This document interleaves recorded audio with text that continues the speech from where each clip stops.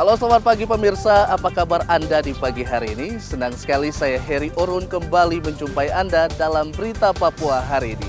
Dan telah kami siapkan beberapa berita teraktual dan terpercaya, dan 3 berita utama telah kami sajikan untuk Anda.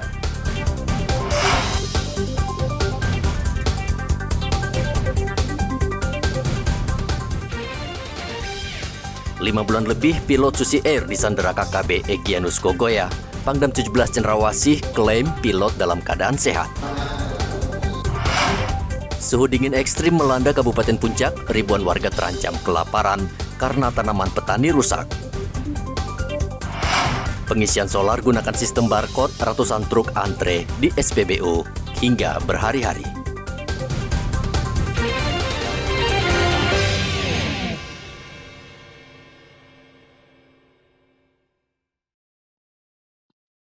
Pangdam 17 Cendrawasih Majen Ishak Pangemanan memastikan pilot Susi Air Kapten Philip Mark Mertens dalam keadaan sehat.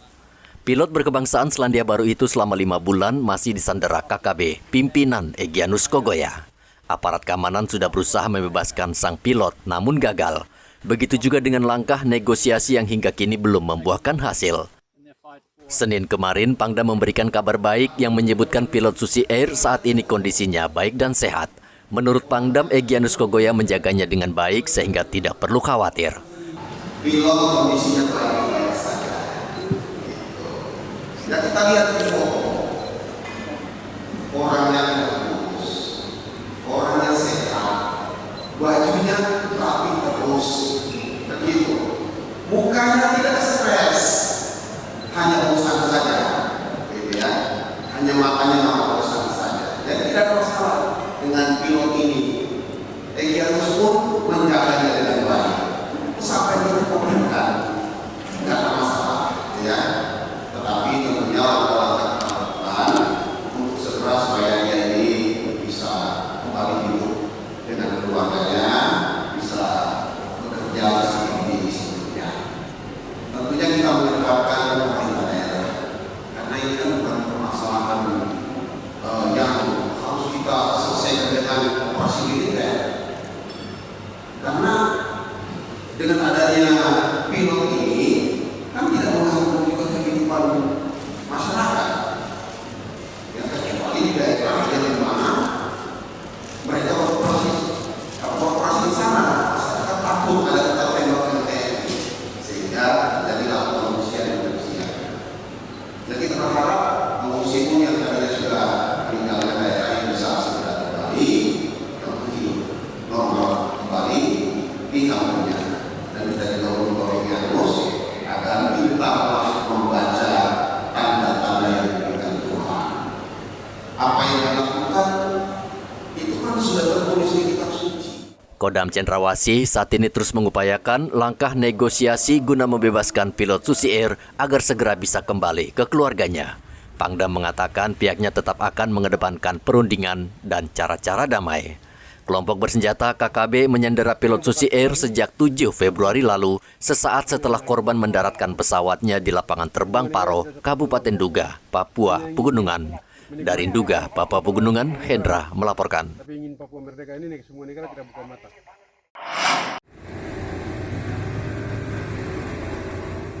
Tim SAR masih mencari 3 pekerja menara Telkomsel yang hilang setelah perahu cepat yang mereka tumpangi terbalik di perairan Timika. Kendati cuaca buruk, tim SAR tetap mencari 3 pekerja dengan menyusuri bibir pantai dan jalur perahu cepat, namun belum membuahkan hasil. Pencarian masih nihil. Untuk pencarian hari ini difokuskan di sepanjang pesisir Timika sampai ke Sumapro, dan juga di jalur di mana diperkirakan speedboat tersebut dari Timika sampai ke Sumapro Pulau 3. Dan dalam pencarian tim juga berkoordinasi dengan kapal-kapal nelayan, juga dengan masyarakat yang mengadakan perjalanan sepanjang perjalanan dari Timika sampai ke Sumapro. Dan hasil pencarian hari ini masih nihil. Ketiga pekerja menara Telkomsel Sabtu pekan lalu bertolak dari dermaga Timika dengan tujuan kampung Sumapro, Pulau 3. Mereka seharusnya tiba pada sore hari, namun hingga berita ini disusun, belum diketahui kabarnya. Igobat Momolin melaporkan dari Mimika, Papua Tengah.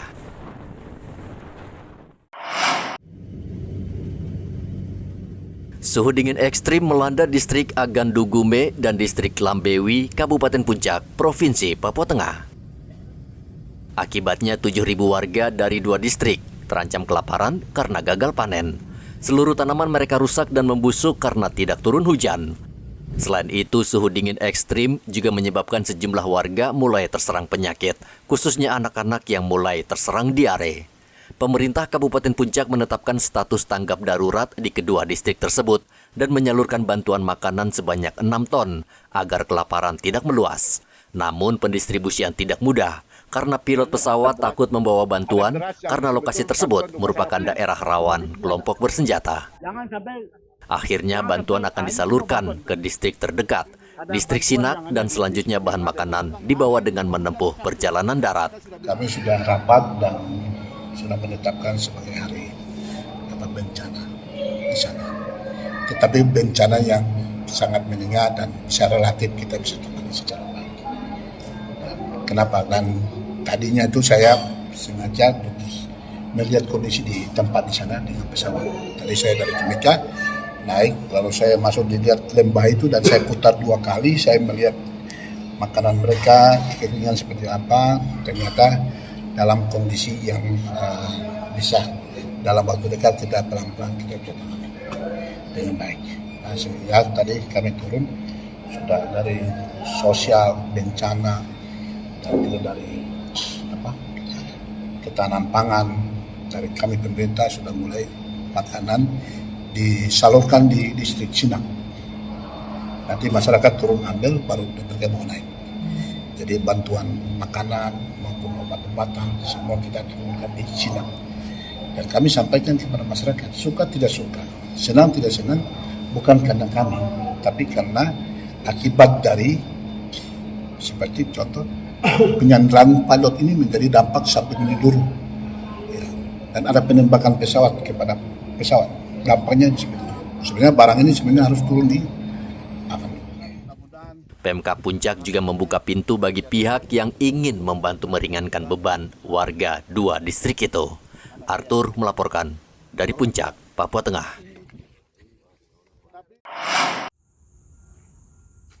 Kabupaten Mimika saat ini dilanda curah hujan yang tinggi sejak Juni hingga Agustus.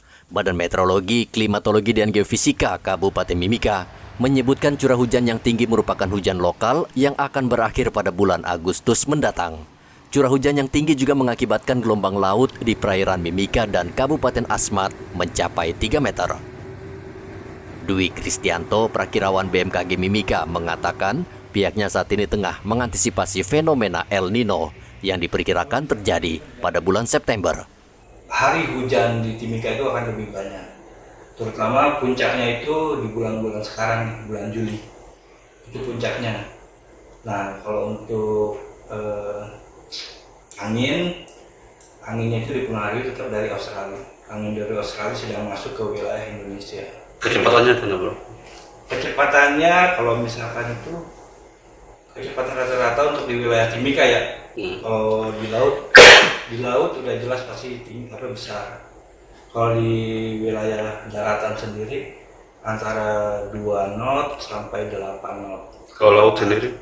Laut sendiri itu maksimal bisa sampai 40 km per jam atau 20 knot itu maksimal. Jelas itu dampaknya itu membentuk gelombang yang antara sedang sampai tinggi. Berapa meter, Pak? Dari Merauke memberitahukan itu maksimal 2,5 meter. Itu harus kencang ya, Pak? Gelombangnya tinggi untuk perairan di Agat sama Mapare. Seperti yang sudah diberitahukan oleh dari BMKG pusat bahwa sedang adanya fenomena global, artinya sedang adanya El Nino untuk bulan ini. Cuman di bulan ini, di bulan Juli, di dasar yang pertama 2023 itu El Nino-nya masih tergolong lemah. BMKG juga menghimbau nelayan berhati-hati saat melaut karena ombak sedang tinggi. tingginya curah hujan lokal di Mimika juga menyebabkan hujan salju di distrik Tembagapura, khususnya wilayah pertambangan. Dari Mimika, Papua Tengah, Igobat Momolin melaporkan.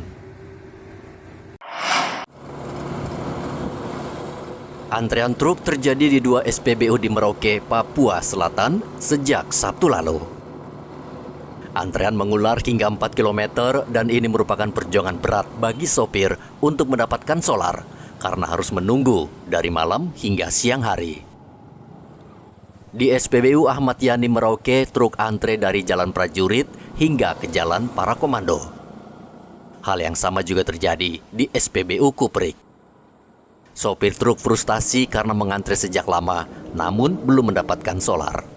Mas Budi, ini antri untuk isi solar ini dari kapan ini? Dari semalam, Pak, jam 11 malam Jam kita 11 malam, Iya. sampai sekarang ini jam berapa? Jam 10 ya? Jam 10, Belum Pak. terisi ya? Belum, Pak. Biasanya terisi sampai jam berapa? Jam 1, Pak. Jam 1 ya? Iya. Oh, itu perlu berapa liter itu? Kalau sekarang pakai barcode di jatah 120. Tadi antrinya mulai dari jam berapa, Pak? Jam 5.15, Pak. Oh, habis sholat subuh tuh, Pak ya? Iya, habis sholat subuh, Pak. Sampai sekarang belum dapat ini, Pak? Belum, Pak. Ini baru sampai di seputaran Libra ini, Pak. Terus itu biasanya kalau antri jam ini jam berapa bisa terisi, Pak? Prediksi ini kan baru selesai pengisian dari Pertamina, Pak. Sudah mulai penjualan lagi. Jadi biasanya jam berapa, Pak? Ya ini paling 1 jam ke depan mungkin baru bisa masuk ke SPBU, Pak. Berarti jam 12 jam 1 ya buat terisi, Pak ya? Iya.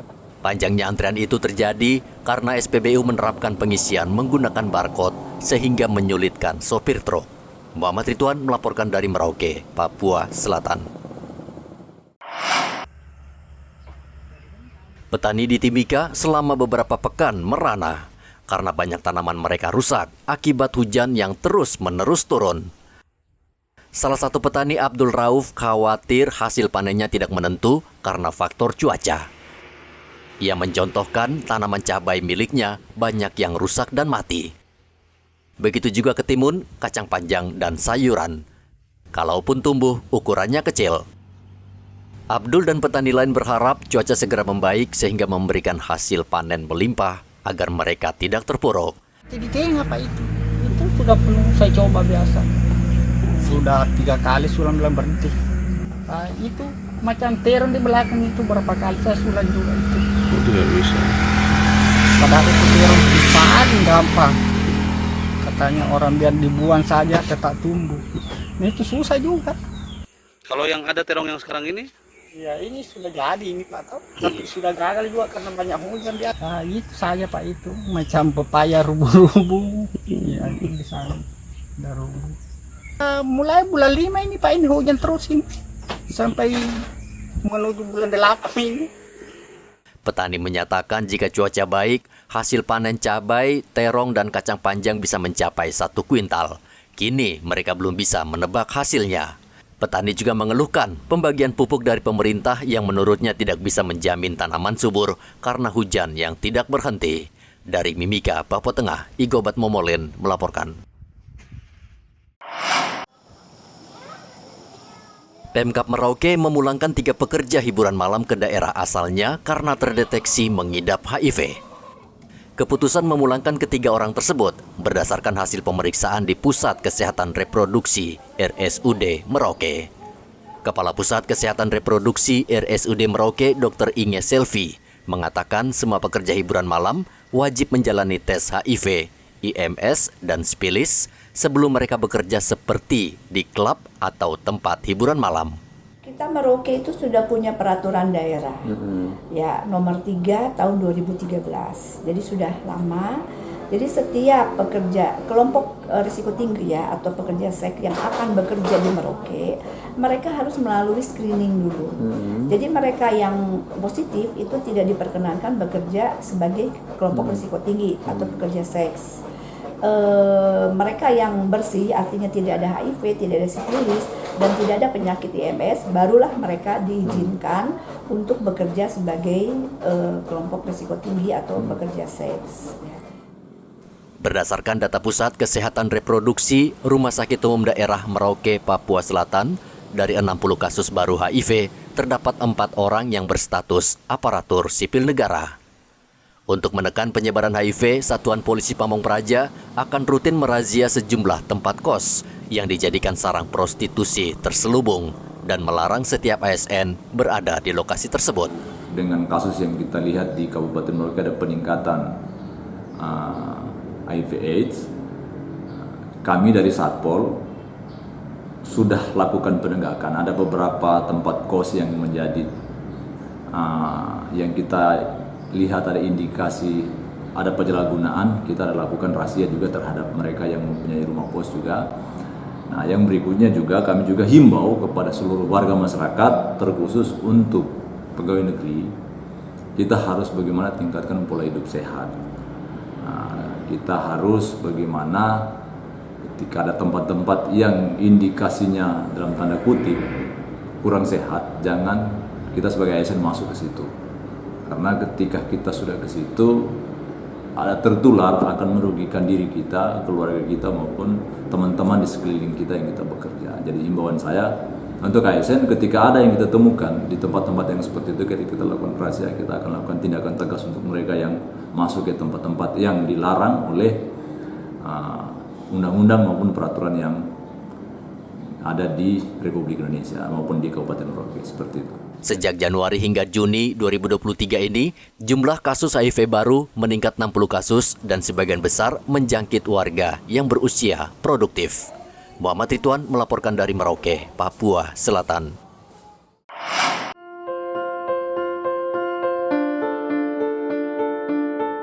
Ulfandi Fajritul Hidayat sungguh beruntung. Ulfandi yang sehari-hari bekerja sebagai tukang sampah di Sentani, Kabupaten Jayapura, berhasil mewujudkan mimpinya menjadi anggota Polri. Anak 5 dari 8 bersaudara, Ulfandi harus mencari uang untuk membiayai adik-adiknya karena ibunya hanya berdagang es campur. Sedangkan ayahnya meninggal ketika ia mengikuti tahapan seleksi Bintara Polri tahun 2023. Namun berkat kegigihannya, Ulfandi lolos menjadi anggota Korps Bayangkara dan mengikuti pendidikan Bintara Polri di SPN Polda Papua. Karo SDM Polda Papua Kombes Iwayan Gede Ardana mengatakan Polri memberikan perhatian kepada setiap warga negara untuk menjadi polisi melalui seleksi ketat tanpa biaya. Ini adalah salah satu perhatian pemerintah melalui Mabes Polri kepada sumber daya manusia Polda Papua. Ulangi, sumber daya manusia Papua, utamanya untuk bisa menjadi anggota Polri.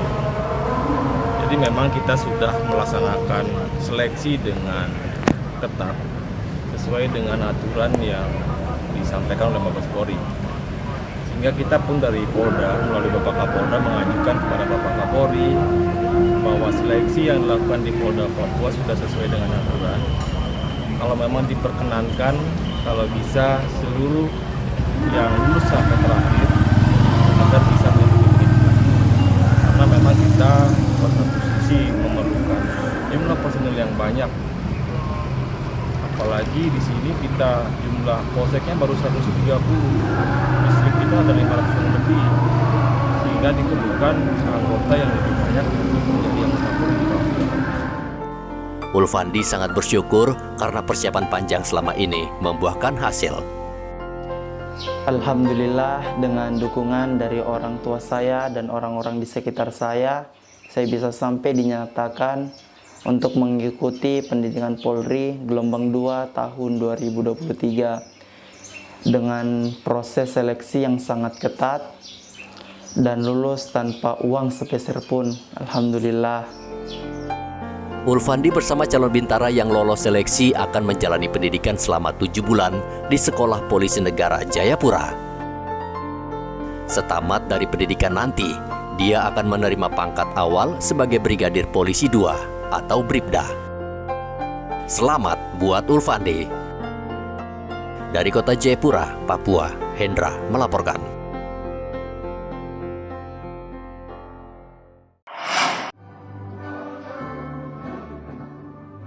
...717 CPNS dan 81 tenaga kesehatan P3K kini lega karena mereka telah menerima surat keputusan pengangkatan sebagai pegawai di lingkup pemerintah Provinsi Papua Barat. Pemprov menggelar apel pengambilan sumpah dan janji yang berlangsung di halaman kantor Gubernur Arfai, Senin kemarin. ASN baru sangat gembira hingga mengabaikan hujan deras yang turun saat apel berlangsung hingga selesai. Gubernur Papua Barat, Paulus Waterpauw mengatakan Pemprov serius meningkatkan sumber daya manusia di Papua Barat agar pelayanan masyarakat terjamin.